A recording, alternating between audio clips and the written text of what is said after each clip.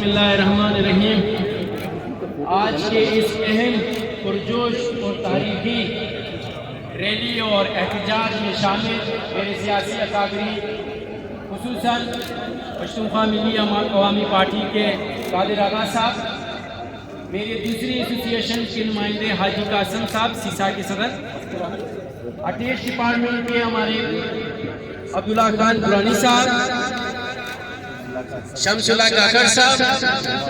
پیر محمد کاکڑ صاحب، منظور رائی صاحب اور دیگر ہمارے انتہائی متحرک دوست جو آج یہاں آئے ہیں، اور ساتھ ہی ساتھ جوب ڈویژن سے، دورلائی ڈویژن سے، زپی اور نصیر آباد ڈویژن سے، مکران ڈویژن سے، رکشان ڈویژن سے جو ہمارے دوست یہاں دور سے آئے ہیں، اور کوئٹہ، خصوصاً کوئٹہ سے جو ہماری بہنیں یہاں پہ تشریف فرمائیں اس احتجاج میں، ان سب کا بہت بہت شکریہ۔ السلام علیکم۔ عرصے سے پنجاب گورنمنٹ نے بلوچستان کی ایجوکیشن کو مد نظر رکھ کے، اس کی حالت کو مد نظر رکھ کے ہمارے بچوں کے لیے اپنی یونیورسٹیز میں باقاعدہ سے کچھ بہتری ہیں، اور ساتھ ہی ساتھ اگلی دن میں اخبارات میں دیکھا کہ وزیر اعلیٰ بلوچستان نے تعلیم کی زمینی کو مد نظر رکھتے ہوئے ماہرین تعلیم کے حوالے سے تھنک ٹینکس بنانے کی تجویز کی، اور کہا کہ ہم آگے بڑھیں اور ماہرین تعلیم کو بٹھا کے ان سے ایک ٹینک بنائیں تاکہ ان کی تجاویز کی روشنی میں ہم اپنی تعلیمی نظام کو بہتر بنا سکیں۔ میں ان دو اشخاص کا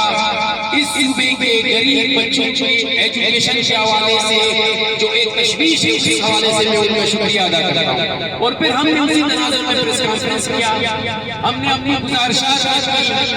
کہ آج کل کی جو ایجوکیشن ہے وہ اتنی ٹیکنیکل ہو گئی ہے کہ اب وہ شاید ہی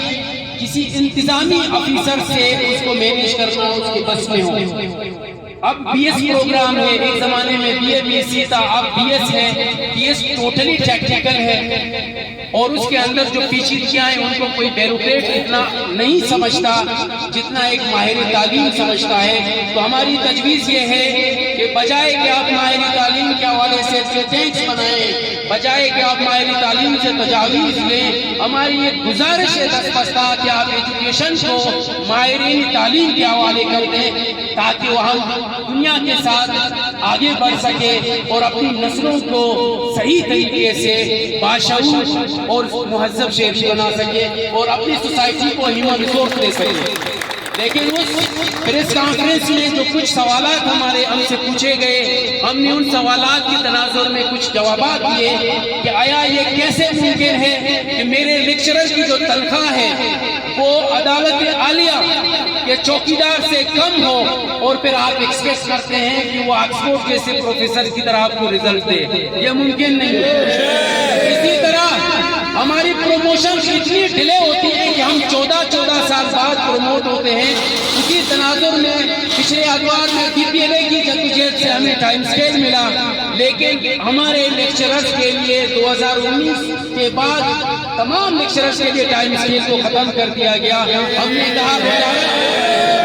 خدا را اپنا رویہ بدلیں، نہیں تو ہمارے جو لیکچررز ہیں، جو ہمارے پاس ٹاپرز ہیں،